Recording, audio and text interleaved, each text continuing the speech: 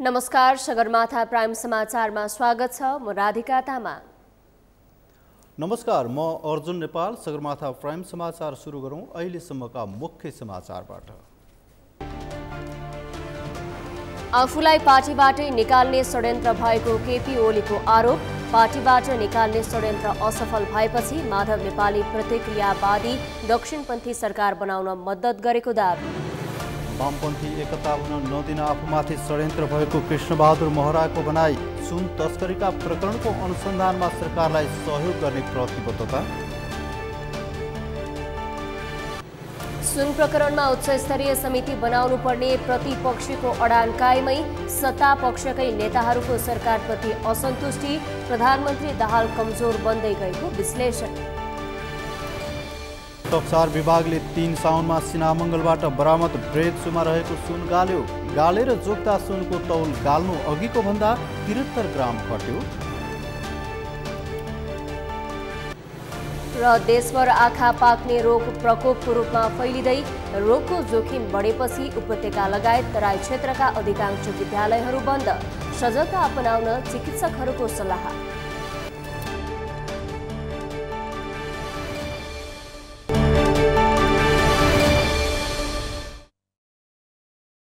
अब समाचार विस्तारमा।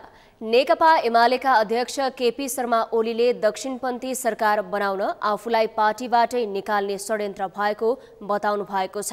मंगलबार काठमाडौँमा बागमती प्रदेश स्तरीय प्रशिक्षण कार्यक्रमलाई सम्बोधन गर्दै अध्यक्ष ओलीले तत्कालीन अवस्थामा पार्टीको वरिष्ठ नेता हुँदाहुँदै माधव नेपालले आफूलाई पार्टीबाट निकाल्ने षड्यन्त्र गरेको र दक्षिणपन्थी सरकार बनाउन खोजेको बताउनु भएको हो।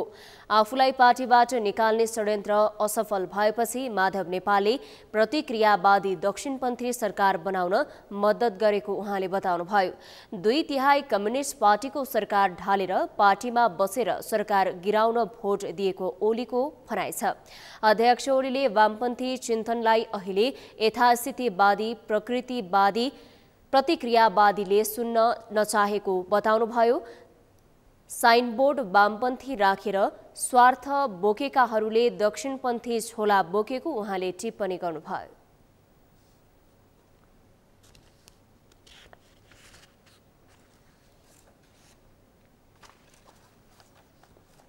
यो आन्दोलन समाप्त पार्नका निम्ति उनी यति तल गिरे, अदालत गए, कहाँ गएनन्, के गरेनन् उनले, र प्रतिक्रियावादी दक्षिणपन्थी सरकार बनाए। 2/3 कम्युनिस्ट पार्टीको सरकार ढालेर यो पार्टीमा बस्दा बस्दै यसको वरिष्ठ नेता हुँदाहुँदै पछाडिको सिटमा बसेर पछाडिको ढोकाबाट घोसे मुन्टो लाएर रुसुक्क गरेर हाम्रो सरकार गिराउन भोट दिए।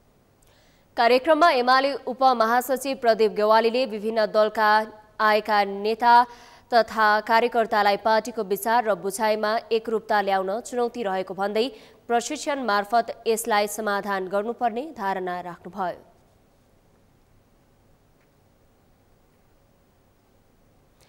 नेकपा माओवादी केन्द्रका उपाध्यक्ष कृष्णबहादुर महराले वामपन्थी एकता हुन नदिन आफूमाथि षड्यन्त्र भएको बताउनु भएको छ। मंगलबार दाङको घोराहीमा सञ्चारकर्मीसँग कुरा गर्दै महराले आफूले सबै वामपन्थी शक्तिलाई एक बनाउनका लागि भूमिका खेल्दा प्रहार भएको बताउनु भएको हो। उहाँले सुन तस्करीका विषयमा सरकारलाई अनुसन्धानमा सहयोग गर्ने स्पष्ट पार्नुभयो। आफूसँग पुरानो चिनचान भएका चिनिया नागरिकले भन्सारमा सामान रोकियो भनेपछि भन्सारका अधिकारीहरूसँग कुरा गरेको दावी गर्नुभयो। महराले भन्सारमा रोकिएको सामान सुन भन्ने कुरा उनीहरूले पनि नभनेको र आफूलाई पनि थाहा नभएको स्पष्टीकरण दिनुभयो। म सन्तुलन गर्ने मान्छे हो। म सकेसम्म सबै वामपन्थीहरू, सबै माओवादीहरू पहिलेको होस्, यो देशका राष्ट्रिय शक्तिहरू एक ठाउँमा भइदिएपछि यो देशको विकास हुन्थ्यो, यो देश समृद्ध हुन्थ्यो भन्ने चाहना राख्ने मान्छे हो। यो चाहनाका व्यक्ति कसैले चाहना नराखेको पनि हुनसक्छ। पूर्व सभामुख समेत रहेका महराले आफू प्रहरीलाई अनुसन्धानमा सघाउन तयार रहेको बताए पनि हालसम्म प्रहरीले नबोलाएको समेत बताउनुभयो।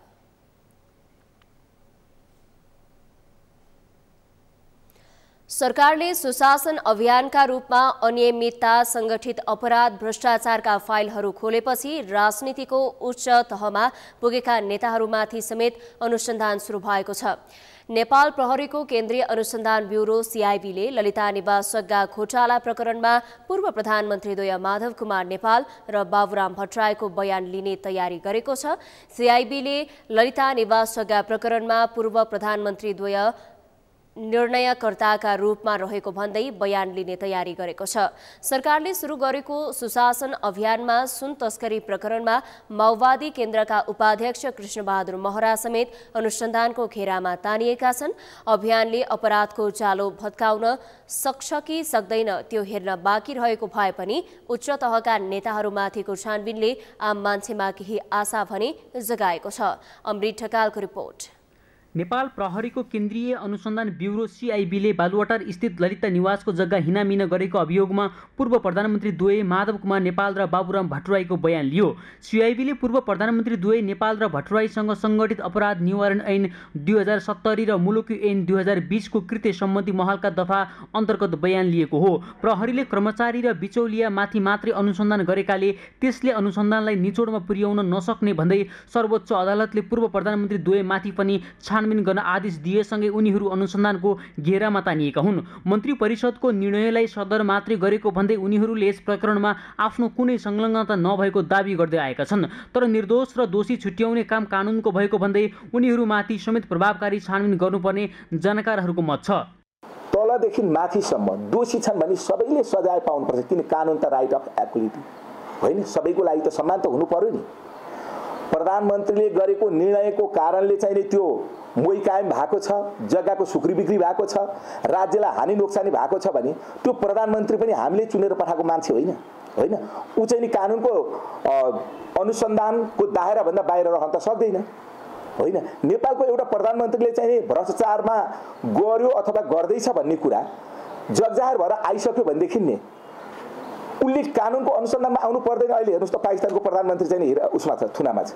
यस्ता तमाम उदाहरण छन् नि। तर हाम्रो चाहिँ यहाँ के छ भनेदेखि पदमा पुगिसकेपछि उसले चाहिँ उन्मुक्ति पाउनुपर्छ भन्ने धारणाले चाहिँ नि एकदम जग गाडेको हुनाले त्यो चाहिँ नहोस्। सरकारले धमाधम भ्रष्टाचारका फाइल खोलेर अनुसन्धान गरिरहेका बेला करिब 9 किलो सुन तस्करी प्रकरणमा नेकपा माओवादी केन्द्रको उपाध्यक्ष कृष्णबहादुर महरा र उनका छोरा राहुल महरा समेत मुछिएका छन्। 9 किलो सुन तस्करी प्रकरणमा कृष्णबहादुर महरा र उनका छोरा राहुल महराको मिले महत्व भएको नेपाल प्रहरीको केन्द्रीय अनुसन्धान ब्युरो सीआईबीको प्रतिवेदनमा किटान भइसकेको छ। सुन तस्कर र महराको 22 पटक र उनका छोरा राहुल महराको 234 पटक टेलिफोन सम्पर्क भएको प्रहरीको दाबी छ। तर राज्य सत्ताको दुरुपयोग गरेर उनीहरूलाई सरकारले बचाउन खोजेको भन्दै चर्को आलोचना भएको छ। महरा बाबु छोराले अनुसन्धानमा सहयोग गर्ने सरकारले माओवादी नेताहरू समेत दोषी ठहर भए कारबाही गर्ने प्रतिबद्धताका बीच पनि उनीहरूको अनुसन्धानलाई लिएर विभिन्न अड्कलबाजी भएको छ। यो सुन प्रकरणमा जे जति नामहरू आइरहेछ यो महराको छोरादेखि लिएर वर्षमान पुनको नाम र वर्षमान पुनको छोरा समेतका नामहरू आइरहेछन्। यिनीहरूको हकमा पनि छानबिन हुनुपर्छ भन्ने कुरामा दुविधै रहेन। र त्यो मात्रै होइन, हाम्रो देशमा सरकारी तहबाट के छ, राज्य स्तरबाट के छ भने नीतिगत निर्णय गरेर धेरै कुराहरूमा भ्रष्टाचार भइरहेछ र कतै पनि त्यो नीतिगत निर्णयमा छानबिन हुने हाम्रो अवस्था छैन।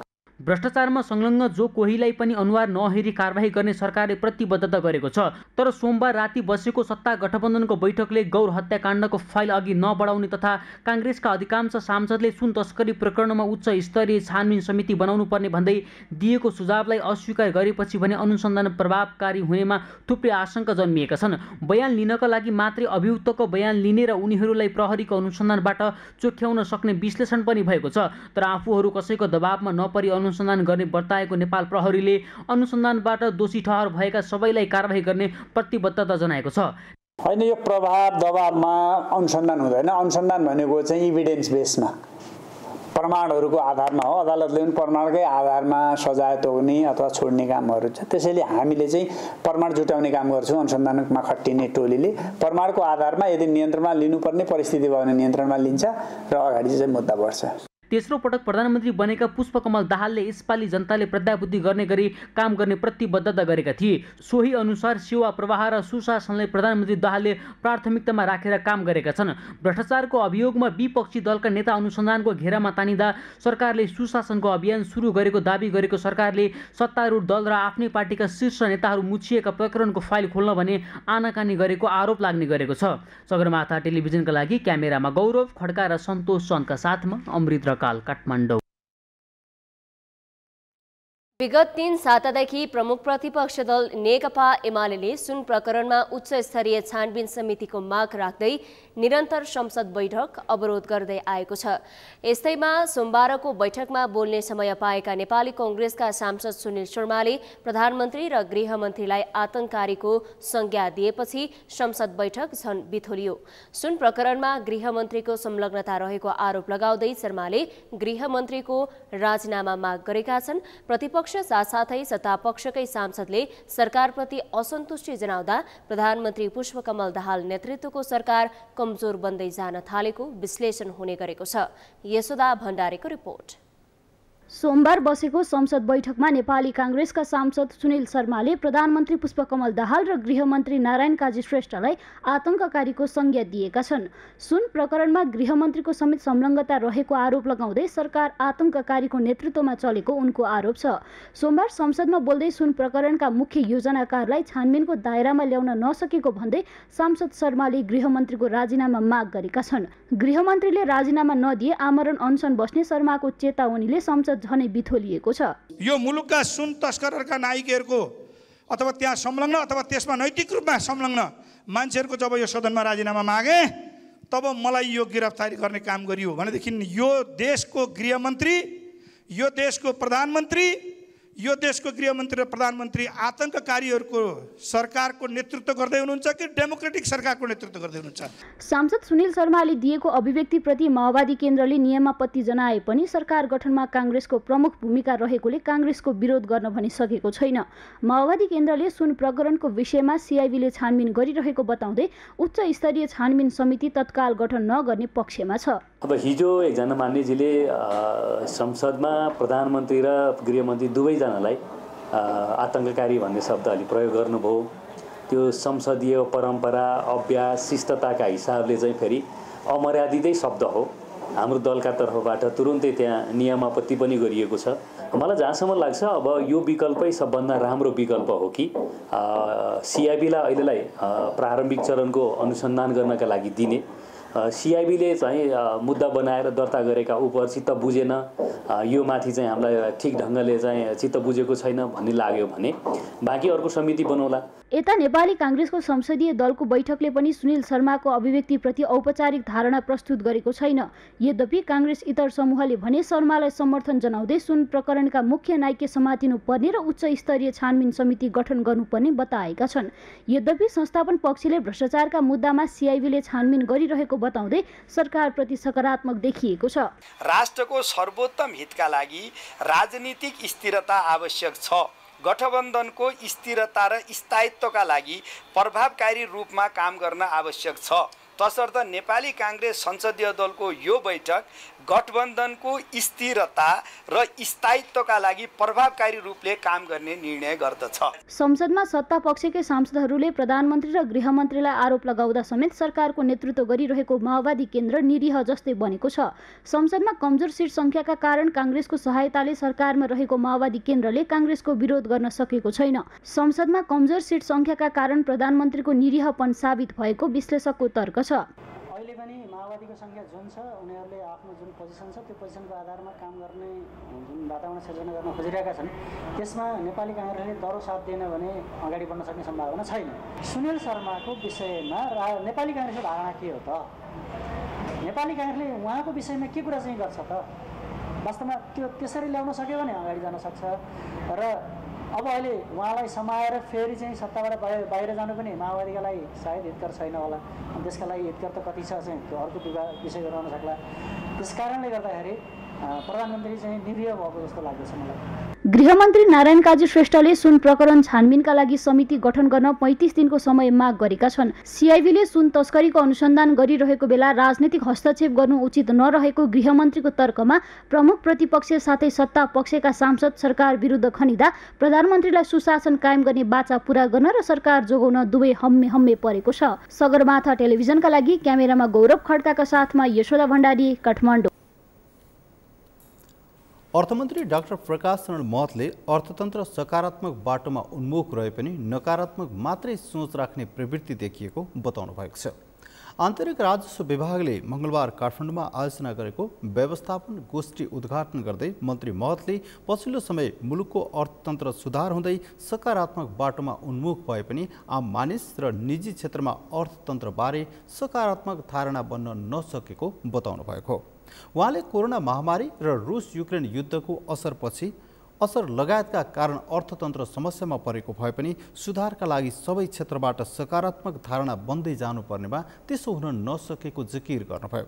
चालु आर्थिक वर्षका लागि सरकारले लिएको राजस्वको लक्ष्य पूरा गर्न जिम्मेवार भएर काम गर्न पनि अर्थमन्त्री महतले देशभरका राजस्व कार्यालयका कर्मचारीहरूलाई निर्देशन दिनुभयो। महतले आयातमा आधारित राजस्व प्रणाली दिगो नहुने भएकाले सरकारले उत्पादन बढाउनेतिर केन्द्रित कार्यक्रम ल्याएको दावी गर्नुभयो। ग्रोथ रेट पो नभएको पोजिटिभमै छौँ, हामी तल झरिरहेको छैनौँ। तपाईँले भने जस्तो माथि नै चढ्न कोसिस गरिरहेछौँ, तर हाम्रो रफ्तार मात्रै धिमा भएको। त्यो रफ्तार बढोस् भन्ने हामी चाहन्छौँ।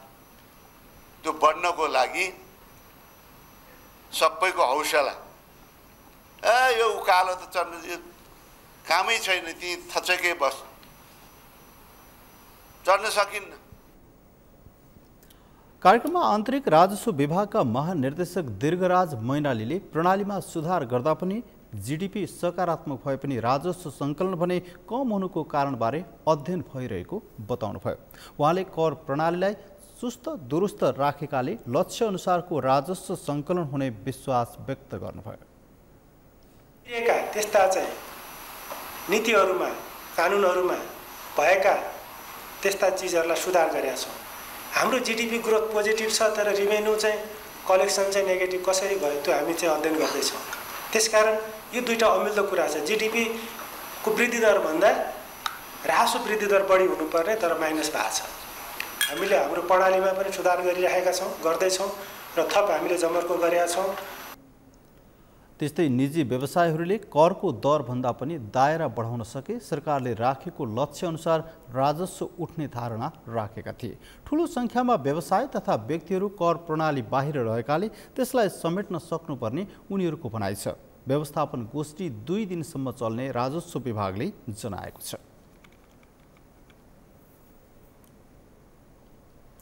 राजस्व अनुसन्धान विभागले 3 साउनमा सिना मङ्गलबाट बरामद 155 किलो ब्रेक्सु सहितको तस्करीको सुन गालेर जोख्दा 60 किलो 716 ग्राम भएको छ। सिआइबी, राजस्व नेपाल, राष्ट्र बैंक र टक्सार कार्यालयका प्रतिनिधिको रोहबरमा सुन गालेर जोखिएको हो। नेपाल राष्ट्र बैंकको टक्सार महाशाखाका प्रमुख थानेश्वर आचार्यका अनुसार मङ्गलबार गालेर जोख्दा 60 किलो 716 ग्राम भएको हो। सोमबार गाल्नु अघि यो सुन 60 किलो 789 ग्राम भएको बताइएको थियो। गाल्दा सुनको तौल 73 ग्राम घटेको एक रिपोर्ट। त्रिभुवन अन्तर्राष्ट्रिय विमानस्थलबाट राजस्व अनुसन्धान विभागले बरामद गरेको सुन राष्ट्र बैंकले गालेको छ। गालेपछिको सुनको कुल वास्तविक तौल 60 किलो 716 ग्राम कायम भएको राष्ट्र बैंकले जनाएको छ। साउन 3 मा राजस्वले सुन बरामद गरेर गाल्न र तौल लिने प्रयोजनका लागि राष्ट्र बैंकको टक्सार महाशाखालाई जिम्मा लगाएको थियो। राष्ट्र बैंकले केन्द्रीय अनुसन्धान ब्युरोका अधिकृतहरूलाई रहोबरमा राखेर मङ्गलबार सुनको वास्तविक तौल सार्वजनिक गरेको हो।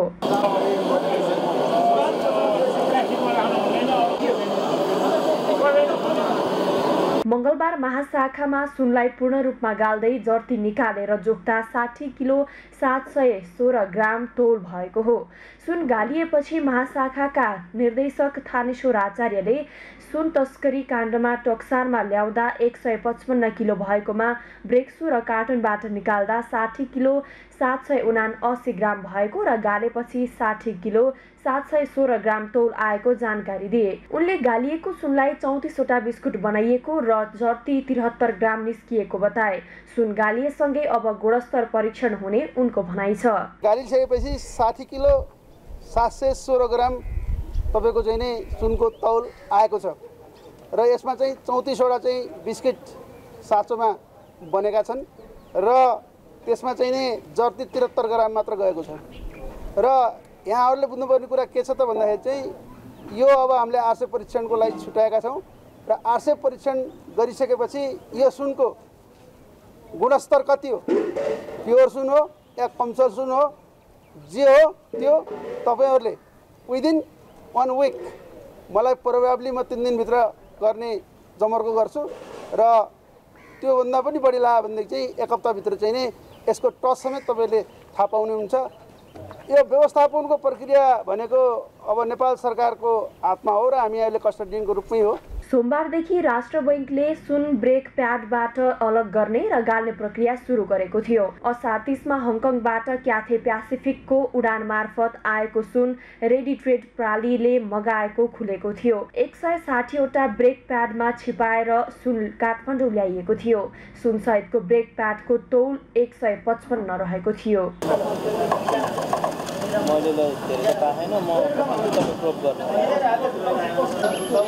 सुन तस्करीमा संलग्नको आशंकामा हाल 17 जना हिरासतमा छन्।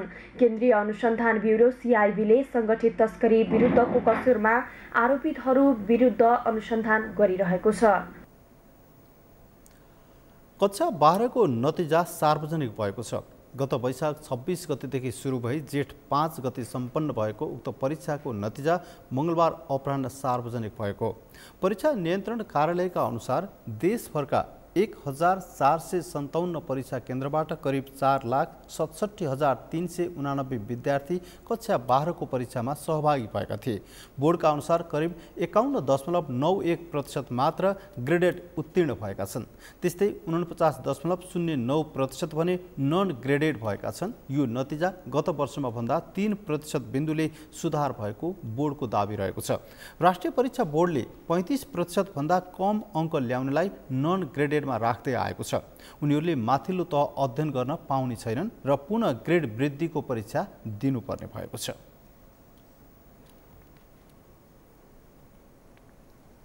सगरमाथा प्राइम समाचारमा अब पालो भएको छ विश्रामको। विश्रामपछि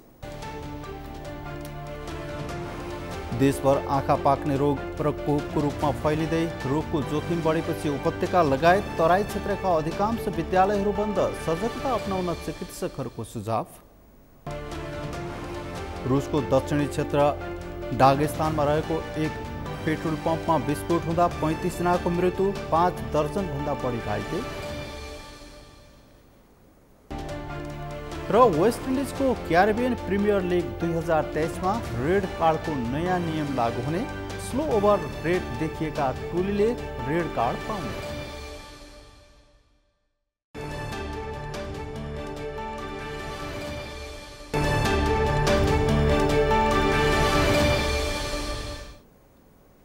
विश्रामपछि सगरमाथा प्राइम समाचारमा स्वागत छ। अब बाँकी समाचार। पछिल्लो केही साता यता देशभर आँखा पाक्ने रोग प्रकोपको रूपमा फैलिएको छ। आँखा अस्पतालहरूमा आँखा पाकेका बिरामीको चाप बढेको छ। मौसम परिवर्तनसँगै प्रदूषित वातावरणका कारण यो रोगका बिरामी बढिरहेका छन्। विशेष गरी तराई क्षेत्रमा यो रोग बढी फैलिएको छ। रोगको जोखिम बढेपछि कतिपय विद्यालयहरू बन्द समेत भएका छन्। मेनुका लम्सालको रिपोर्ट। केही साता यता काठमाडौँ उपत्यका लगायत देशभर आँखा पाक्ने रोगको प्रकोप फैलिएको छ। मौसम परिवर्तनसँगै प्रदूषित वातावरणका कारण आँखा पाक्ने रोग देशका विभिन्न ठाउँहरूमा फैलिरहेको छ। संक्रमितको ग्राफ बढ्दै गएपछि तराई क्षेत्रका अधिकांश विद्यालयहरू बन्द छन्। संक्रमण बढेसँगै आँखा अस्पतालहरूमा बिरामीहरूको चाप पनि बढेको छ। काठमाडौँको तिलगङ्गा आँखा अस्पतालमा केही दिन यता दैनिक 100 भन्दा बढी संख्यामा बिरामी आउने गरेका छन्। अस्पतालका अनुसार अन्य समयमा फाटाफुट्टा देखा परे पनि साउन दोस्रो सातादेखि बिरामीको चाप बढेको हो। त्यस्तै नेपाल आँखा अस्पतालमा पनि आँखा पाक्ने रोग लिएर दैनिक 90 देखि 100 जना बिरामी पुग्ने गरेका छन्। विशेषज्ञहरूका अनुसार यो रोग एडिनोभाइरसका कारण संक्रमण हुने एक सरुवा रोग हो। लामो समय नरहने तर छिटो सर्ने यो रोग वर्षायामको समयमा बढी सक्रिय हुन्छ। वर्षायाममा सुरु भएर 3 देखि 4 महिना यसको जोखिम रहने हुनाले बिरामीको संख्या अझ बढ्न सक्ने चिकित्सकहरू बताउँछन्। विशेष गरेर हुन त अरू बेला पनि हुन्छ, तर यो सुटेबल भन्नुको मतलब चाहिँ जुन ह्युमिड छ, जुन एकछिनमै गर्मी हुन्छ, एकछिनमै चिसो हुन्छ, अनि पसिना आउने, यो चाहिँ पिरियड चाहिँ त्यो ब्याक्टेरियाहरूलाई ग्रोथ हुनलाई सजिलो भएको हुनाले र इन्फेक्सन पनि चाँडै सर्ने यस्तो भएको हुनाले चाहिँ यसलाई सुटेबल भन्ने। अहिले सुदूरपश्चिम प्रदेशसँगै धरान, इटहरी, जनकपुर, झापा लगायतका पूर्वी क्षेत्रमा पनि यो रोगको प्रकोप बढ्दो छ। नेत्र विशेषज्ञका अनुसार सबैभन्दा बढी बालबालिका र युवाहरूमा यसको संक्रमण देखिएको छ, जसमा पनि शहरी क्षेत्रका बालबालिकामा यो रोगको संक्रमण बढी देखिएको छ। साथै बढी भिडभाडमा काम गर्नेहरू यो रोगको उच्च जोखिममा रहन्छन्। कार्यालयमा काम गर्ने र विशेष गरी विद्यालय जाने बालबालिकामा यो रोगको संक्रमण बढी देखिएको छ। यो रोग संक्रमण भइसकेपछि आँखा बिजाउने, चिलाउने, आँखा रातो हुने, आँसु बग्ने, चिप्रा टाँसिने, घाममा हिडडुल गर्न गाह्रो हुने लगायतका लक्षणहरू देखा पर्छन्। फैलिने दर चाहिँ छिटो हुन्छ। विशेषज्ञका अनुसार यो रोग लाग्न नदिन संक्रमितको संसर्गबाट टाढा रहनु नै उत्तम उपाय हुन्छ। यसका साथै आँखा सफा राख्न र रोग लागेको खण्डमा बिहान बेलुकी सफा पानीले आँखा पखाल्न तथा बरफले सेक्नु पर्दछ। साथै चिकित्सकहरूको सल्लाह अनुसार उपचार गर्न चिकित्सकहरूको सुझाव पनि छ। देशैभर आँखा पाक्ने रोगको प्रकोप फैलिरहँदा सरकारले भने खासै तयारी गरेको पाइँदैन। सरकारवाला निकाय भने बल्ल अध्ययन अनुसन्धान गर्ने तयारीमा जुटेको छ। सगरमाथा टेलिभिजनका लागि क्यामेरामा गौरव खड्काका साथमा मेनुका लम्साल, काठमाडौँ। कैलालीका शिक्षक आन्दोलित भएका छन्। सङ्घीय संसदमा पेश हुने तयारीमा रहेको सङ्घीय शिक्षा ऐनमा अनुदान, राहत, बाल विकास, विद्यालय कर्मचारी, साबिक उच्च मावि, प्राविधिक तार र अनुदान कोठामा कार्यरत शिक्षकका मागलाई बेवास्ता गरिएको भन्दै आन्दोलित भएका हुन्। 29 गते पालिकामा धरना दिएका शिक्षकहरूले 30 गते शिक्षा समन्वय इकाइमा धरना दिएका हुन्। सरकारले यस्तै ऐन ल्याए सशक्त आन्दोलनमा उत्रिने उनीहरूले चेतावनी दिएका छन्। कैलालीबाट दिनेश विष्टको रिपोर्ट। शिक्षक महासंघको केन्द्रीय सर्कुलर अनुसार प्रथम चरणको आन्दोलन अन्तर्गत मंगलबार शिक्षा विकास तथा समन्वय इकाइ कैलालीमा ज्ञापन पत्र बुझाएर शिक्षकहरूले आन्दोलनलाई निरन्तरता दिएका छन्। संघीय शिक्षा ऐनमा श्रमजीवी शिक्षकका विशेष मुद्दालाई उपेक्षा गरिएकाले जिल्लाभरिका शिक्षक सदरमुकाम दुनै पुगेर शान्तिपूर्ण आन्दोलन गरेको उनीहरू बताउँछन्। देशभरिका शिक्षकको छाता संगठन शिक्षक महासंघ र सरकारबीच भएका 30 बुँदे र 51 बुँदे सहमति कार्यान्वयन गर्न शिक्षकले माग गरेका छन्। साथै देशभरि पठन पाठनमा सक्रिय 45,000 राहत शिक्षकलाई सामान्य आन्तरिक प्रतिस्पर्धाबाट स्थायी गर्नुपर्ने उनीहरूको माग छ। शिक्षकहरूको पेशागत हक र हितको सुरक्षाको लागि र त्यस्तै गरेर राहत शिक्षकहरूको जो स्थायी गर्ने प्रक्रिया छ त्यो कुराहरू, बाल विकासको कुराहरू, कर्मचारीको कुराहरू, अहिले विद्यालय शिक्षा ऐन 2080 मा यसको प्रतिकूल हुने गरी आउन लागेको हुनाले खास यसको विरुद्धमा नेपाल शिक्षक महासंघ के मुख्य यसमा खास गरेर जस्तो विद्यालय शिक्षालाई शिक्षकहरूलाई स्थानीय मातहतमा दिने भनेपछि त्यसको शिक्षक सेवा आयोगबाट पास भएका शिक्षकहरूको नियुक्ति शिक्षक सेवा आयोगले गर्छ भनेपछि हाम्रो भनेको थियो कि अब स्थानीय तहमा गयो भनेपछि यसले विकृति ल्याउँछ। नेपाल शिक्षक महासंघले हाम्रो शिक्षकसँग सरकार राख्ने कसैसँग पनि सल्लाह नगरेर आफ्नो मनमानी ढङ्गले एउटा शिक्षा क्षेत्रलाई चाहिँ तहस नहस गर्ने हिसाबले जुन चाहिँ मसौदा बाहिर आएको छ त्यसको विरुद्धमा शिक्षक महासंघले जुन चाहिँ एउटा यो सुरुवात स्थानीय तह 2080 साल 4 महिना 28 गते स्थानीय तह 753 स्थानीय तहबाट धरना कार्यक्रम सुरु गरी आज चाहिँ शिक्षा विकास तथा समन्वय इकाइ 77 जिल्लाका मा चाहिँ धरना कार्यक्रम रहेको छ। 2028 सालको शिक्षा ऐन अनुसार काम गरिरहेका राहत शिक्षकलाई अहिले ल्याउन लागिएको शिक्षा ऐनमा अपमान गर्न लागिएको राहत शिक्षकहरूले बताएका छन्। 40 वर्षदेखि राहत शिक्षकका रूपमा काम गरिरहेका शिक्षकलाई अहिले एकपटक पनि आन्तरिक प्रतिस्पर्धा नगराइकन घर पठाउनु गलत भएको उनीहरूले बताएका छन्। त्यस्तै नयाँ ल्याइएको शिक्षा ऐनको मस्यौदामा कुनै पनि बाल विकास शिक्षकका समस्याहरू नसमेटिएको उनीहरूले बताएका छन्। बाल विकासका शिक्षकहरूको श्रम शोषण भइरहेको शिक्षकहरूले बताएका छन्। हामीले हिजोको दिनमा जसरी शिक्षाको लागि आफ्नो अमूल्य जीवन बितायौँ त्यस्तै राज्यले पनि हामीले ससम्मान पुरस्कार स्वरूप हाम्रो पेसागत स्थायित्व र स्थायी गरोस् र हामीले भोलि आन्दोलन गर्ने वातावरण चाहिँ नबनोस्। अहिले चाहिँ हाम्रो साङ्गीतिक आन्दोलन मात्र हो र यी साङ्गीतिक आन्दोलनहरूको उसमा चाहिँ यदि राज्यले ठिक छ यिनीहरूको योगदानको कदर गर्दै स्थायित्वको प्रक्रियामा अगाडि बढाउँछ भने ठिक छ, होइन भने यी साङ्गीतिक आन्दोलनहरू बाहेक अब सशस्त्र आन्दोलन चाहिँ हामी काठमाडौँको बानेश्वरको सडकमा चाहिँ गर्नु तयार छौँ। सबैलाई समेटेर साझा आन्दोलन गरेको छ। हरूमा चाहिँ हामीले त्यो काम सम्पन्न गऱ्यौँ र आज केन्द्रले तोकेको महासङ्घको कार्यक्रम अनुसार आज हामीले जिल्लामा श्रावण 30 गते जिल्लामा धरना तथा यो ज्ञापन पत्र बुझाउने काम गरेका छौँ। जिल्लाभरिका शिक्षक आन्दोलनमा होमिएपछि कैलालीका विद्यालयहरूमा पठन पाठन प्रभावित भएको छ। आन्दोलनका कार्यक्रम अन्तर्गत साउन 28 गते पालिका स्तरमा, साउन 30 गते जिल्लामा, साउन 32 गते प्रदेशमा र भदौ 1 गते केन्द्रमा आन्दोलनका कार्यक्रम तय गरिएको छ। सगरमाथा टेलिभिजनका लागि कैलालीबाट दिनेश विष्टको रिपोर्ट।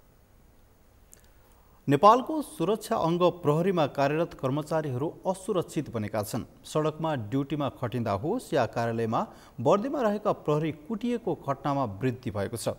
सर्वसाधारणबाट कुटिने, उच्च तहका अधिकृतबाट कुटिने र महिलाहरूलाई यातना दिने क्रम प्रहरी सङ्गठनभित्रै बढ्न थालेको हो। अभिषेक सुनारको रिपोर्ट। समाजमा शान्ति सुरक्षा कायम राख्ने प्रहरी प्रशासन स्वयं असुरक्षित बनेको छ। प्रहरीमा कार्यरत कर्मचारीहरूलाई माथिल्लो तहका अधिकारीबाट यातना दिने, ड्युटीमा रहँदा सर्वसाधारणबाट कुटिने, दुर्घटनाबाट ज्यान जाने र शारीरिक रूपमा अशक्त हुने लगायतका समस्या प्रहरी कर्मचारीले भोग्दै आएका छन्। केही समय अघि मात्रै बागलुङमा प्रहरी वरिष्ठ नायब निरीक्षक उज्जवल पौडेलको हत्याको विषय पेचिलो बन्यो। होटल सञ्चालकसँग बनावन हुँदा वर्दी लगाएको प्रहरीको हत्या भएको घटनाले प्रहरी प्रशासनमाथि नै गम्भीर प्रश्न उठेको छ। जिल्ला प्रहरी कार्यालय सिराहामा कार्यरत एक प्रहरी जवानलाई इन्सपेक्टरले हातखुट्टा बाँधेर यातना दिएको घटनाले प्रहरीले प्रहरीबाटै भोग्नुपर्ने समस्या छताछुल्ल भएको छ। त्यसो त माथिल्लो तहका प्रहरी अधिकृतले आफ्नो मातहतमा कार्यरत तल्लो तहका महिला कर्मचारीलाई सताउने, गलत कामका लागि निरन्तर आग्रह गर्ने, आफूले भनेअनुसार नगरे महिला कर्मचारीहरूलाई यातना दिने समेत गरेका छन्। जिल्ला प्रहरी कार्यालय कास्कीमा कार्यरत इन्सपेक्टर सुभाष तिमल सिन्हाले महिला प्रहरीलाई नग्न तस्बिर पठाउन भन्दै गरेको म्यासेजले प्रहरीमा महिलाहरू अझै बढी असुरक्षित भएको पुष्टि भएको छ। देशको सुरक्षा निकाय नेपाल प्रहरीमा देखिएको यस्तो समस्याले प्रहरी प्रशासन अनुशासनहीनताको बाटोतर्फ मोडिएको पूर्व प्रहरी अधिकृतहरूको तर्क छ। प्रहरी सङ्गठनमा त हदैसम्म चाहिँ नि हस्तक्षेप गरिसके, तर तल्लो तहका प्रहरी कर्मचारी जो फिल्डमा बसेर काम गर्छन् तिनीहरूलाई पनि नाजायज रूपले चाहिँ नि संरक्षण दिने, दबावमा राख्ने, हैन, तिनीहरूलाई चाहिँ नि तपाईको अनैतिक काममा चाहिँ नि युज गर्ने प्रवृत्ति चाहिँ नि बढेर गयो। यस्तो प्रवृत्ति बढ्ने बित्तिकै प्रहरी कर्मचारीहरूमा चाहिँ नि अनुशासनहीनता चाहिँ नि देखिन सुरु गर्छ। कमान्डरलाई नटेर्ने, हैन, कमान्डरले दिएको आदेश नमान्ने। प्रहरीमा कार्यरत कर्मचारीहरूको सर्वसाधारण यात्रु र चालकसँग दैनिक जसो टसल पर्ने गर्छ। सडक दुर्घटना न्यूनीकरणका लागि खटिएका ट्राफिक प्रहरीलाई सर्वसाधारणले कुटपिट गरेर भागेको घटना ललितपुरको चापागाउँबाट केही दिन अघि मात्रै बाहिरिएको थियो। यसरी समग्रमा हेर्दा नेपाल प्रहरीमा कार्यरत कर्मचारीहरू कुनै तवरबाट सुरक्षित भएको देखिँदैन। नेपाल प्रहरीको तथ्याङ्क अनुसार पछिल्लो 3 आर्थिक वर्षमा मात्रै 713 जना प्रहरी विभिन्न घटनामा घाइते भएका छन्। त्यस्तै प्रहरीले नै प्रहरीमाथि अनैतिक कार्य गरेको थाहा पाए नियमअनुसार कारबाही गर्ने गरेको प्रहरी प्रधान कार्यालयले बताएको छ। आफ्नै कर्मचारीहरूबाट असुरक्षित भइरहेको घटनालाई न्यूनीकरण गर्न नीति नियम बनाउनेदेखि थप प्रयास गरिरहेको प्रहरीले बताएको छ। यदि कुनै पनि प्रहरी कर्मचारीले आफ्नो मर्यादा विपरीत, हैन, आफूलाई दिएको जिम्मेवारी भन्दा बाहिर गएर कुनै क्रियाकलापमा संलग्न भयो भने त्यो स्वाभाविकै हिसाबले सजायको भागी हुन्छ। विभागीय हिसाबले पनि तपाईँलाई थाहा छ बेला बेलामा हामीले कारबाहीका डाटाहरू पनि हामीले पब्लिस गरिराखेकै हुन्छौँ हैन। सिनियर अफसरदेखि जुनियर अफसरसम्म पनि छ। हाम्रो अहिलेको सङ्गठन प्रमुखले आइजीमा नियुक्ति लिएपछि नै हामीले आन्तरिक शुद्धिकरणलाई चाहिँ पहिलो प्रायोरिटी राखेका छौँ। पहिला हामी आन्तरिक रूपमा चाहिँ सफा हुनुपर्छ, शुद्धिकरण गर्नुपर्छ भनेर। त्यही सिलसिलामा चाहिँ हाम्रो मिडिया पोलिसी अन्तर्गत हामीले चाहिँ यसो 2-3 महिनाको हेऱ्यौँ 208 जना 9 जनालाई त हामीले चाहिँ यो मिडियामा चाहिँ रङ वे भनेको टिकटक बनाउनेदेखि लिएर जसलाई चाहिँ निषेध गरिएको छ त्यो गरे बापत हामीले कारबाही गरेका छौँ। देशको सुरक्षा सेवक नेपाल प्रहरीमा कार्यरत प्रहरीहरू आफ्नै प्रहरीबाट असुरक्षित बनेपछि जागिर छोड्नेहरू समेत बढेका छन्। पछिल्लो 5 वर्षमा 8915 प्रहरीले जागिर छोडेका छन्, जसमा तल्लो दर्जाका प्रहरीहरू बढी छन्। सेवा सुविधा र रवाफका कारण प्रहरीमा जागिर गर्नेहरूलाई यस्ता घटनाले जागिरप्रति नै वितृष्णा पैदा गरेको छ, जसका कारण नेपाल प्रहरीमा जागिर गर्न इच्छुकहरूको आकर्षण समेत घट्दै गएको छ। सगरमाथा टेलिभिजनका लागि क्यामेरामा प्रताप लामाका साथ अभिषेक सुनार, काठमाडौँ। काठमाडौँ महानगरपालिकाले खुला रूपमा बिक्री हुने चटपटे, पानीपुरी लगायतका पसलहरू बन्द गराउने तयारी सुरु गरेको छ। वर्षायामसँगै खुला रूपमा बिक्री हुने खानाहरूमा सरुवा रोगको जोखिम बढेको भन्दै बन्द गराउन सकिने विषयमा महानगरमा छलफल भएको थियो। सोही छलफलले खुला रूपमा बिक्री हुने चटपटे, पानीपुरी पसलहरू बन्द गर्ने तयारी थालेको हो। यमुना सापकोटाको रिपोर्ट। काठमाडौँ महानगरपालिकाले खुल्ला रूपमा बिक्री हुने पानीपुरी, चटपटे लगायतका पसलहरू प्रतिबन्धित गर्ने तयारी अघि बढाएको छ। बजार व्यवस्थापन तथा उपभोक्ता हित संरक्षण समितिको बैठकमा खुल्ला रूपमा बेचिने पानीपुरी, चटपटे पसलहरूमा निगरानी बढाउनु पर्ने विषयमा छलफल भएको थियो। सोही छलफल अनुसार खुल्ला रूपमा बिक्री हुने चटपटे तथा पानीपुरी पसलहरू बन्द गराउने तयारी भएको हो। वर्षायाममा मात्र नभई अन्य समय पनि काठमाडौँका सडक तथा गल्लीहरूमा बाहिरै बसेर खाने खालको वातावरण नभएको महानगरले जनाएको छ। यस्ता खानेकुराहरूले सरुवा रोगहरू निम्त्याउन सक्ने सम्भावना प्रबल हुन्छ, जसकारण स्वास्थ्यलाई नै प्रतिकूल असर पर्ने गरी कुनै खानेकुराहरू बाहिर खुल्ला रूपमा बेचिन्छ भने त्यसलाई प्रतिबन्धित गर्ने महानगरले जनाएको छ। पानीपुरी, भेलपुरी, यो चटपटेहरू पनि पसलभित्र त बेच्न पायो। पसल बाहिर रहेर त्यो वातावरण अनुकूल नभएको ठाउँमा चाहिँ बेच्नु भएन। त्यस्तो ठाउँमा रहेको अवस्था रहेछ भने त्यसलाई चाहिँ प्रतिबन्धित गर्छ। र पानीपुरीलाई अझै रूपमा हेर्ने हो भने अब त्यहाँ पानीपुरी बनाउँदाखेरिको देखेको हामीले देख्यौँ भने त्यति अखाद्य टाइपको प्रकारले चाहिँ बनाएको हुन्छ, त्यस्तो पनि नगरियोस् भन्न खोजिया हो। र पानीसँग के मिसाउँछ भन्ने कुरा पनि थाहा छैन हामीलाई, तर चाहिँ खाना मिठो हुन्छ हैन। त्यसमा अब अखाद्य चिजहरू नमिसाइकन पानीपुरीलाई चाहिँ सुरक्षित स्थानमा बसेर पसलभित्र रहेर अरू खाद्य सामग्री जस्तै गरिकन पानीपुरीलाई पनि बेचबिखन गरिदिनु होला र त्यो बाहेकको ठाउँमा गरियो भने त्यो प्रतिबन्धित छ भनेको कुरा चाहिँ हो। वातावरण मैत्री नभएको स्थानमा खुल्ला रूपमा पानीपुरी, चटपटे बेच्नु र खानु भनेकै स्वास्थ्यको दृष्टिकोणले असुरक्षित हुन्छ। असुरक्षित स्थानमा राखिएका यस्ता पसलहरू जनस्वास्थ्यलाई प्रतिकूल असर नपर्ने गरी अन्य वस्तुहरू झैँ व्यवस्थित र खानालाई वातावरण योग्य स्थानमा बेच्नका लागि महानगरले अपिल गरेको छ। जनस्वास्थ्यलाई असर गर्ने र खान योग्य वातावरण नभएका स्थानमा पानीपुरी, चटपटे पसलहरू राखिएको छ भने त्यस्ता पसलहरूलाई प्रतिबन्धित गर्ने महानगरको तयारी छ। यस्तै सबैजसो पानीपुरी, चटपटे पसलहरूले आफ्नो गुजारा त्यसैबाट चलाउने गर्छन्। यदि महानगरले पसल प्रतिबन्धित गर्यो भने आफूहरू मर्काममा पर्ने पसलेको गुनासो छ। हामी नगरी खाने मान्छे हुँदैन, अब यसो पसल बन्द भएर हामी के गरे खाने, परिवार कसरी पाल्ने, त्यो अलि विचार गर्नुस्। पानीपुरी, चटपटे जस्ता खानेकुराले मानिसहरू बिरामी हुने जोखिम बढी हुन्छ। यस्ता खानेकुराहरूका कारण मानिसहरूलाई हैजा, जन्डिस भएका समाचारहरू पनि सार्वजनिक भएको थियो, जसकारण महानगरले यी पसलहरू व्यवस्थित बनाउन यस्तो निर्णय गरेको छ। तसर्थ महानगरपालिकाको यो निर्णय स्वागत योग्य भएको सर्वसाधारणले बताएका छन्। सगरमाथा टेलिभिजनका लागि क्यामेरामा सन्तोष अङ्कितका साथमा यमुना सापकोटा, काठमाडौँ। काठमाडौँ उपत्यकाको एकीकृत विकास गर्न नेपाल नगरपालिका सङ्घले मेट्रो सिटी योजना अघि सारेको थियो। उपत्यकाको विकासका लागि 18वटा स्थानीय तहहरूको सहमतिमा बनाइएको मेट्रो सिटी योजना 8 वर्षसम्म पनि अघि बढ्न सकेको छैन। स्थानीय तहहरूले आफ्नो अस्तित्व मेटिने डरले यसतर्फ चासो नदिँदा मेट्रो सिटी योजना अघि बढ्न नसकेको नगरपालिका सङ्घले बताएको छ। अभिषेक सुनारको रिपोर्ट। काठमाडौँ उपत्यकालाई व्यवस्थित सहर बनाउने गरी मेट्रो सिटी निर्माण गर्ने 8 वर्ष अघिको योजना कागजमै सीमित भएको छ। साबिक स्थानीय तह र पुनर्संरचना आयोगले उपत्यकामा भएका 18वटै पालिकाको एकीकृत विकासका लागि उपत्यका मेट्रो सिटी निर्माण गर्न सरकारलाई प्रस्ताव गरेको थियो। उपत्यकाको एकीकृत विकास गर्न आर्थिक रूपान्तरण सहित तिनै तहका सरकार र निकायबीच समन्वय तथा सहकार्य गर्न एवं साझा समस्यालाई सामूहिक रूपमा समाधान गर्न आयोगले उपत्यकालाई मेट्रो सिटी निर्माण गर्न सिफारिस गरेको थियो। यसलाई अगाडि बढाउने जिम्मेवारी स्थानीय सरकारको नै भएको हुँदा यतातर्फ स्थानीय तहका जनप्रतिनिधिले चासो देखाएको देखिँदैन। स्थानीय तहहरूलाई समेटेर समग्र विकासका लागि भन्दै नेपाल नगरपालिका सङ्घले अघि सारेको यो प्रस्ताव तत्कालीन समयमा प्रदेश संरचना निर्माण, स्थानीय सरकारको संख्या निर्धारण र नेवा राज्यको विषय उठेको हुँदा प्राथमिकतामा नपरेको सङ्घको भनाइ छ। तर समग्र देशकै विकासका लागि मेट्रो सिटी योजना आवश्यक पर्ने हुँदा यसलाई स्थानीय तहले बुझ्न आवश्यक रहेको सङ्घले बताएको छ। एउटा मात्रै प्रदेशमा हुँदा त त्यसको मोनोपोली पनि हुन सक्ने सम्भावना रह्यो।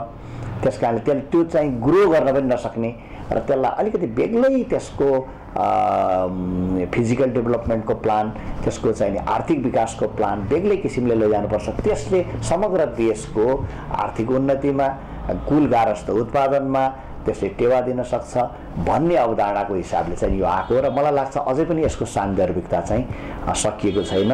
यसलाई कुनै न कुनै दिन नेपालले यो हिसाबले जानै पर्छ। काठमाडौँको अनियन्त्रित सहरीकरण व्यवस्थापन, फोहोर मैला, नदी र सार्वजनिक यातायात व्यवस्थापनका लागि एउटा मात्र स्थानीय तहले सम्भव नहुने नगरपालिका सङ्घको भनाइ छ, जसका लागि मेट्रो सिटीको यो अवधारणा अघि सारिएको थियो। यो योजना अघि सार्दा आफ्नो स्थानीय तहको अस्तित्व मेटिने डरले समेत स्थानीय तह यो कामका लागि अघि बढेको छैन। उपत्यकाको साझा समस्यालाई सामूहिक रूपमा समाधान गर्ने उद्देश्यले तत्कालीन समयमा नगरपालिका फोरम नै निर्माण गरिएको थियो, तर त्यो फोरमले पनि त्यति चासो दिएको छैन। यता काठमाडौँ महानगरपालिकाले यस विषयमा कुरा पनि नभएको बताएको छ। महानगरले अहिलेसम्म पनि यो विषयमा छलफल समेत नगरेको बताएको हो। काठमाडौँ महानगर लगायत उपत्यकाका स्थानीय तहले यस्ता विषयमा थाहा नपाउनु भने योजनाबाट विमुख हुनु खोजेको आम सर्वसाधारणको बुझाइ छ। सबैलाई सेन्टर पार्ने गरी सबैले एउटा चाहिँ सामूहिक सबै स्थानीय तह मिलेर गर्न सक्ने भने सम्भवको कुरा पनि रह्यो। र एउटा कुरा के छ भने यहाँ आफैभित्र समस्याहरू छन्। अब जस्तै उसले जस्तै एउटा स्थानीय तहले मेरो नजिक गर्नुपर्छ भन्ने भन्ला र अर्कोले मेरो नजिक गर्नुपर्छ भन्दाखेरि यहाँ चाहिँ के भने कुरा बाजिनी भएर नि नहुने भएको छ यो प्राय। नभए एउटा कुरा के हो भने स्थानीय अरू नमान्नुपर्ने कारण कहीँ पनि छैन। यसले चाहिँ जस्तै यस मेट्रो सिटीले के हो भने काठमाडौँको विकासलाई थप चाहिँ सुनमा सुगन्ध चाहिँ गराउँछ। उसले एउटा केन्द्रित बनाएर बनाउनु पर्यो। अब होइन चाहिँ तपाईँको एकाग्र जस्तै जस्तै एउटले के भन्छ स्थानीय तहमा पनि कस्तो समस्या छ भने जस्तै मैले मेरो गर्नुपर्छ, अर्काले अर्को गर्नुपर्छ, यत्रो धेरै स्थानीय तहहरू त धेरै छन्।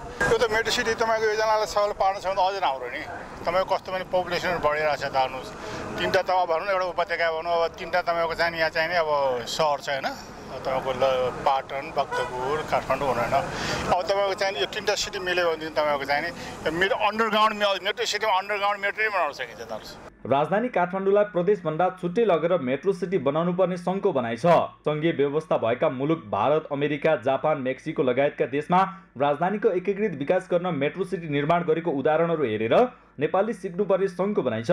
उपत्यकाको प्राकृतिक, भौगोलिक, सांस्कृतिक वातावरण एउटै भएकाले उपत्यकाको दीर्घकालीन विकासका लागि मेट्रो सिटी निर्माण गर्नु उपयुक्त मानिन्छ।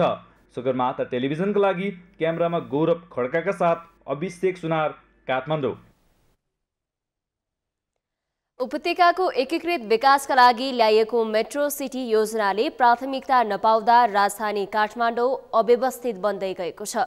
सार्वजनिक यातायात, फोहोर व्यवस्थापन, नदी व्यवस्थापन लगायतमा सहजता दिलाउनका लागि 8 वर्ष अघि ल्याइएको यो योजनामा स्थानीय तहले चासो नदिँदा काठमाडौँ थप अव्यवस्थित बन्दै गएको छ। यसै सन्दर्भमा हामीले सगरमाथा जनबोलीमा सर्वसाधारणलाई सोधेका थियौं, महानगरलाई व्यवस्थित गर्न के सुझाव दिनुहुन्छ? हेरौं उनीहरूको भनाई उनीहरूकै शैलीमा।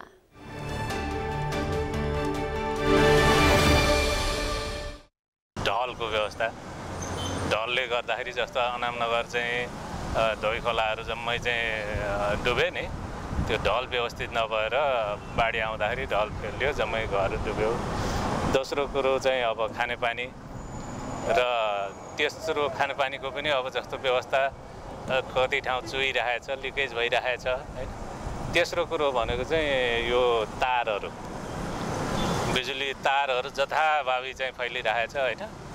यो चाहिँ यो जुन फाइबर नेटवर्क यिनीहरूलाई व्यवस्थित गरियो भने ढल व्यवस्थापन अनि नदीनालाहरूको व्यवस्थापन अनि मान्छेहरूले फाल्ने फोहोर मैलाहरूको व्यवस्थापन यो प्रभावकारी तरिकाले नगरेसम्म चाहिँ यी समस्याहरू समाधान हुँदैनन्। जुन पानी चाहिँ ढलका पानीहरू हुन्छ ती चाहिँ ढलबाट नै एउटा निश्चित ठाउँसम्म पुर्याउने काम गरियो भने सम्भवतः केही हदसम्म भए पनि समस्या व्यवस्थापन हुन्छ जस्तो लाग्छ।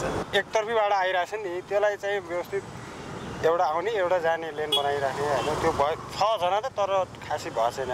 अलि रोड चाहिँ जस्तो हुनुपर्ने त्यस्तो पनि पुगेको छैन।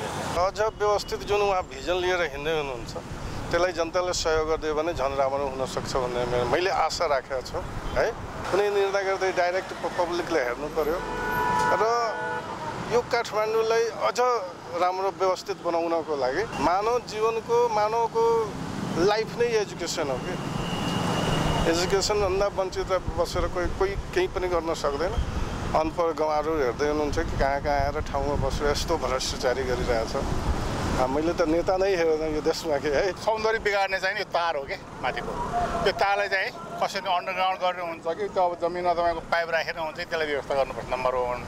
सेकेन्ड तपाईँको चाहिँ फुटपाथ अझै राम्रो छैन यता फुटपाथ राम्रो छैन। अनि तपाईँको चाहिँ जुन अब मेन सडकहरूमा छ नि घरहरू कि असाध्यै फोहोर छ त त्यो घरलाई चाहिँ तपाईँको चाहिँ अलिकति रङ लगाउनु पऱ्यो त सुन्दर देखियोस् क्या बुझ्नु होइन त घरहरू चाहिँ सडकको घरहरू कस्तो फोहोर छ त त्यसमा चाहिँ तपाईँको एउटा नियम लगाएर चाहिँ नि एउटै कलर गर्ने कि।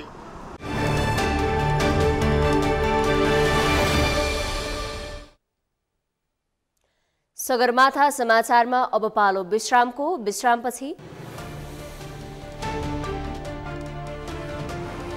वेस्ट इन्डिजको क्यारिबियन प्रिमियर लिग 2023 मा रेड कार्डको नयाँ नियम लागू हुने, स्लो ओभर रेट देखिएको टोलीले रेड कार्ड पाउने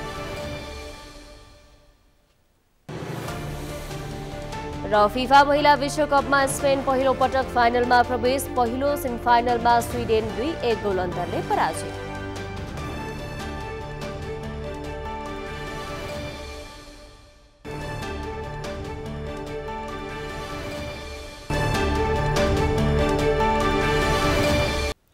सगरमाथा समाचारमा अब पालो खेल समाचारको।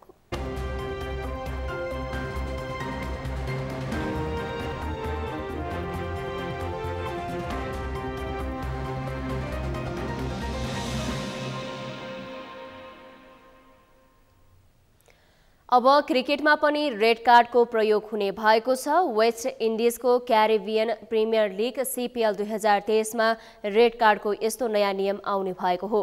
CPL को पुरुष तथा महिला दुवै प्रतियोगितामा रेड कार्डको प्रयोग गरिने जनाइएको छ।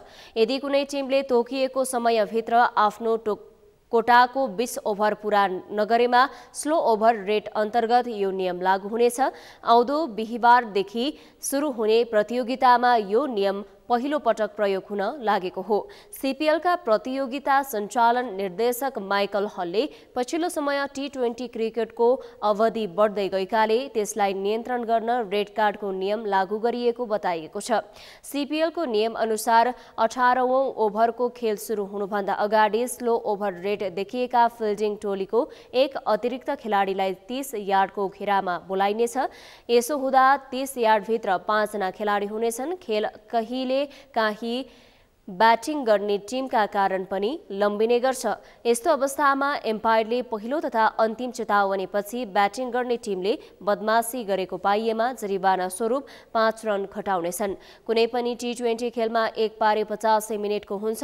नियमअनुसार 17औं ओभर 72 मिनेट 15 सेकेन्ड, 18औं ओभर 76 मिनेट 30 सेकेन्ड, 19औं ओभर 80 मिनेट 45 सेकेन्ड र 20औं ओभर 85 मिनेटभित्र पूरा हुनुपर्छ।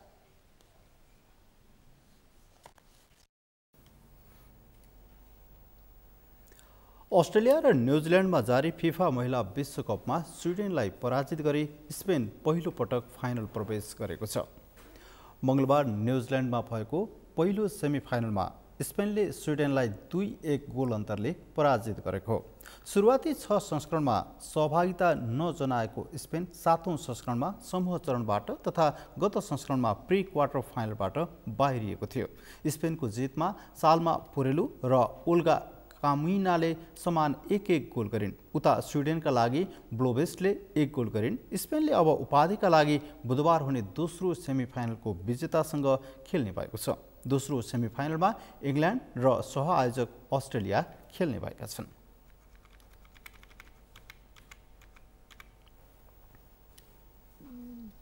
सगरमाथा प्राइम समाचारको अन्त्यमा मुख्य समाचार पुनः एकपटक। आफूलाई पार्टीबाट निकाल्ने षड्यन्त्र भएको केपी ओलीको आरोप। पार्टीबाट निकाल्ने षड्यन्त्र असफल भएपछि माधव नेपालले प्रतिक्रियावादी दक्षिणपन्थी सरकार बनाउन मद्दत गरेको दावी। वामपन्थी एकता हुन नदिन आफूमाथि षड्यन्त्र भएको कृष्णबहादुर महराको भनाई। सुन तस्करीका प्रकरणको अनुसन्धानमा सरकारलाई सहयोग गर्ने प्रतिबद्धता। सुन प्रकरणमा उच्च स्तरीय समिति बनाउनु पर्ने प्रतिपक्षको अडान कायमै। सत्ता पक्षकै नेताहरूको सरकारप्रति असन्तुष्टि। प्रधानमन्त्री दाहाल कमजोर बन्दै गएको विश्लेषण। टक्सार विभागले 3 साउनमा सिनामङ्गलबाट बरामद ब्रेक सुमा रहेको सुन गाल्यो। गालेर जोख्दा सुनको तौल गाल्नु अघिको भन्दा 73 ग्राम घट्यो। र देशभर आँखा पाक्ने रोग प्रकोपको रूपमा फैलिँदै रोगको जोखिम बढेपछि उपत्यका लगायत तराई क्षेत्रका अधिकांश विद्यालयहरू बन्द। सजगता अपनाउन चिकित्सकहरूको सल्लाह। हवस् त सगरमाथा समाचार अहिलेलाई सकियो। तपाईँ समाचार बुलेटिनका साथै सगरमाथा टेलिभिजनका सम्पूर्ण कार्यक्रम www.sagarmatha.tv मा पनि पढ्न र हेर्न सक्नुहुनेछ। साथै युट्युबमा youtube.com सगरमाथा टिभी नेपालमा हेर्न सक्नुहुनेछ। तपाईँ हामीलाई फेसबुकमा पनि facebook.com/yestv नेपालमा फलो गर्न सक्नुहुनेछ। समाचारको शिखर नेपालको गौरव नेपालको पहिलो न्युज च्यानल सगरमाथा टेलिभिजन हेर्दै गर्नुहोला। नमस्कार।